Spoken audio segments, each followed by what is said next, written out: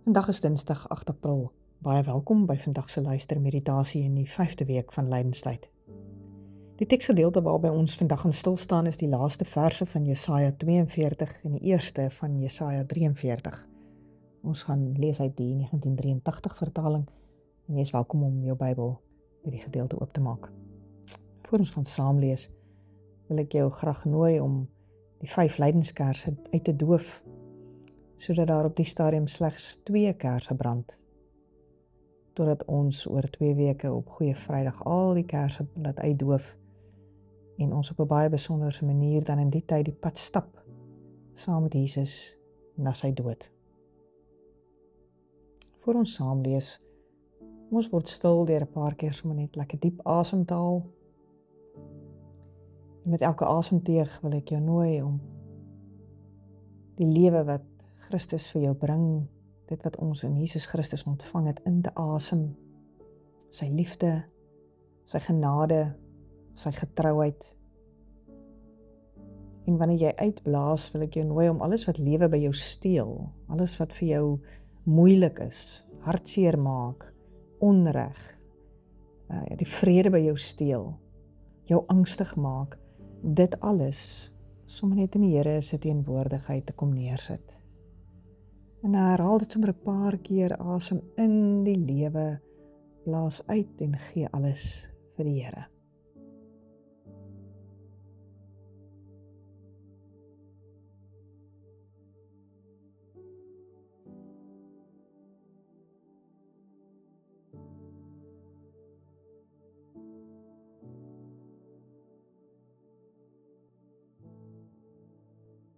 Maak nou jou hande oop op jou skoot, simbolies van 'n oop hart en 'n oop gemoed om in hierdie oomblik ook te luister en te ontvang van die Here.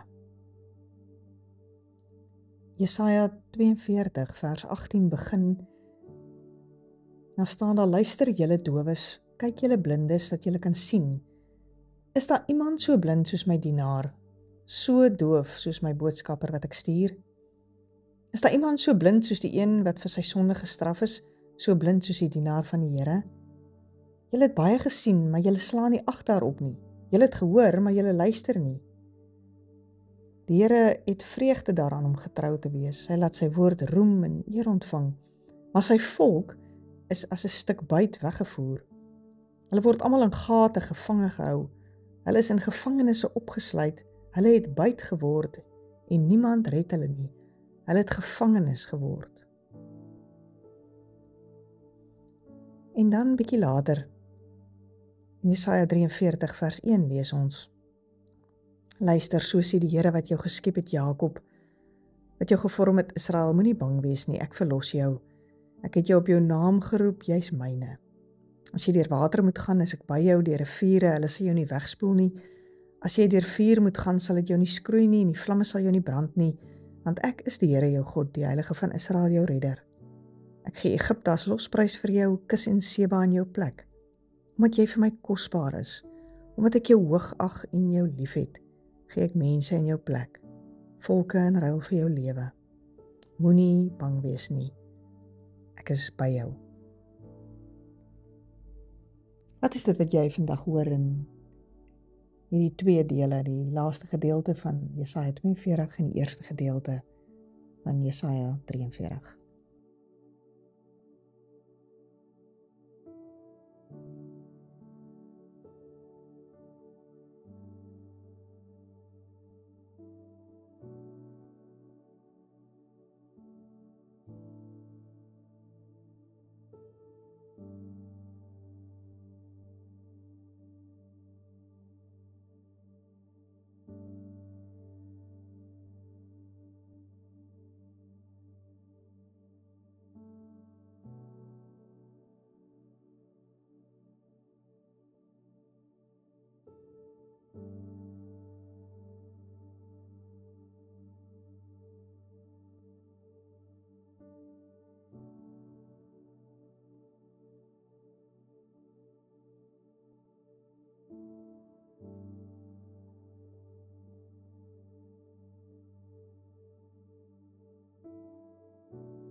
Toe ek 'n kind was, het ons graag in die Suid-Kaap vakansie gehou en My ouers het in die Vrystaat geboer, waar hulle vandag nog is.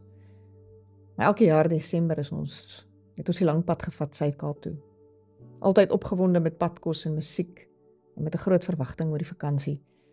Almal se gemoedere was ook altyd lekker vol vreugde en opwinding, maar hier net na Kroonstad het ons, ek het 'n ouer sussie gehad, het ons gewoonlik begin vra, hoe lank nog?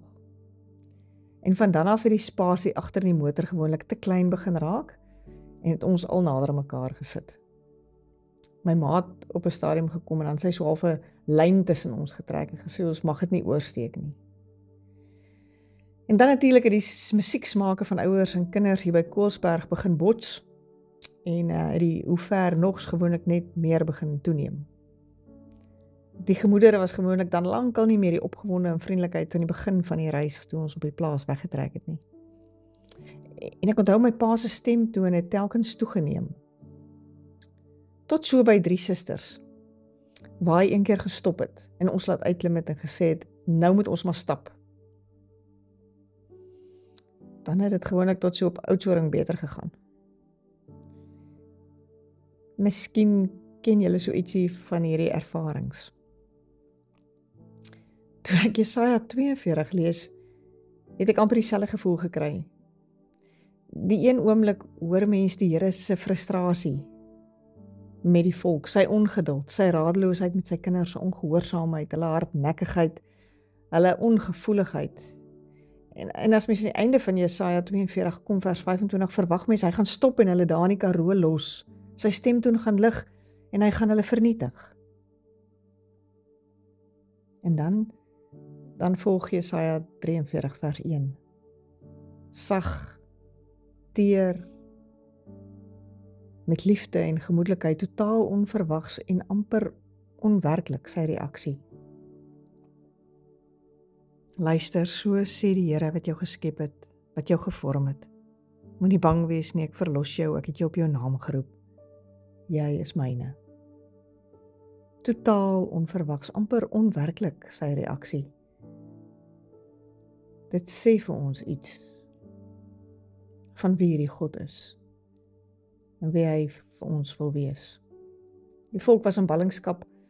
Hulle het al hulle lus en vrymoedigheid vir gebed en herstel verloor. Al wat eintlik oor was die volk se verwyte. En dan in Babylon onder moeilike omstandighede en oordeel ontdek Israel nuwe ongelooflike dieptes van Jahwe se trou en liefde. Kan ek jou nooi om vandag te dink waar in jou eie lewe jy die afgelope tyd iets van hierdie liefde en trou van God beleef het. Amper so half teen die verloop van gebeure in. Dink vir 'n oomblik bidend hieroor na.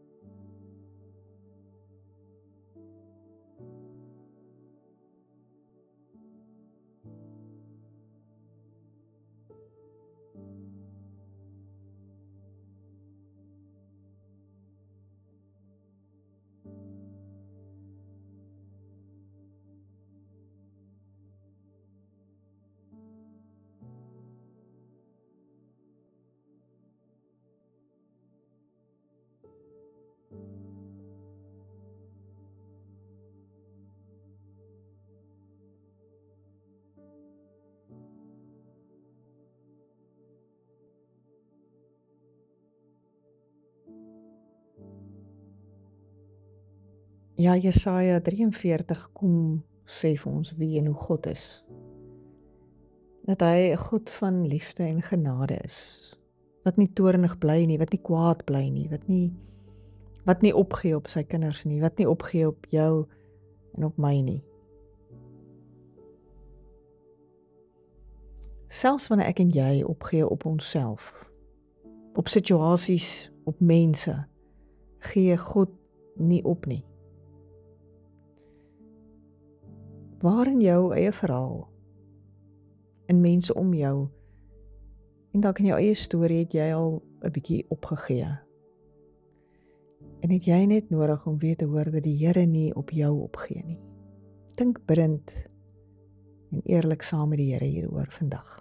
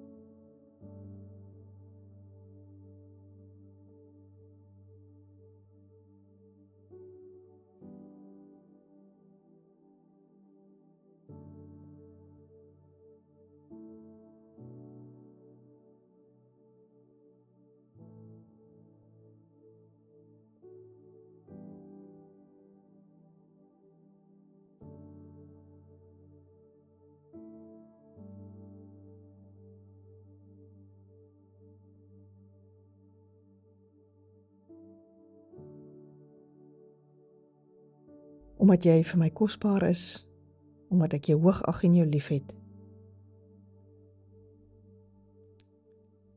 Omdat jy vir my kosbaar is, omdat ek jou hoog ag en jou lief het.